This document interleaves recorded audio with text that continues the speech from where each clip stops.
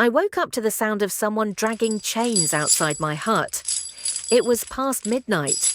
The moon was thin and weak, like it was scared to shine. At first, I thought it was my uncle coming back from the river, but then I heard the laugh.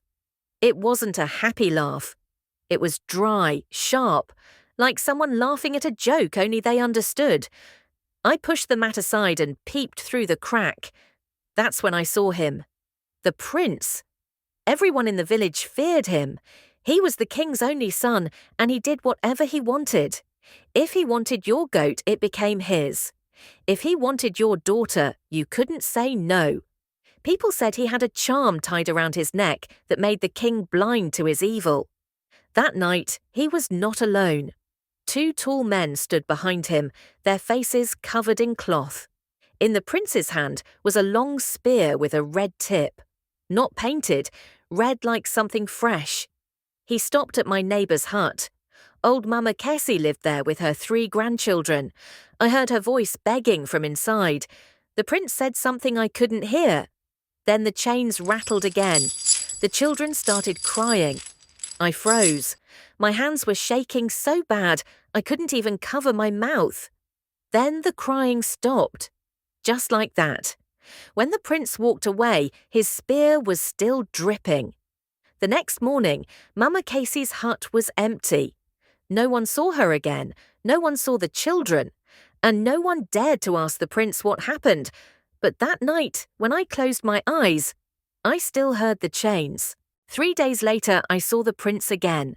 It was at the edge of the forest, near the big anthill where people leave offerings for the spirits. He was kneeling, talking to something I couldn't see. I hid behind a tree. My heart was beating so loud I was scared he would hear it. Then I saw him pour something from a clay pot onto the ground. It looked thick and dark. The smell hit me even from far. It was the same smell from Mama Casey's hut the night she vanished.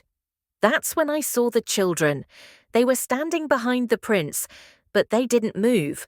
Their eyes were wide open and they were staring straight ahead. No blinking, no breathing.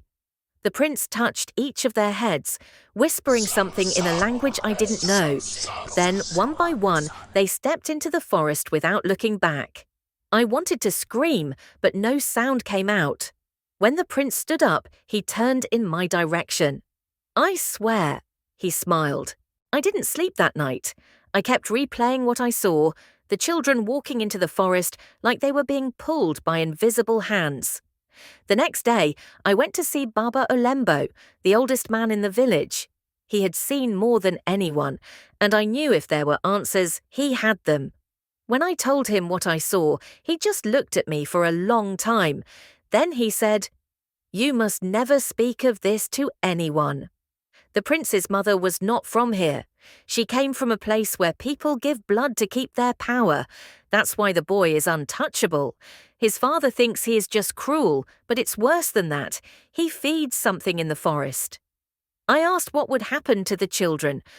Baba Olembo's voice dropped low. "They're not children anymore.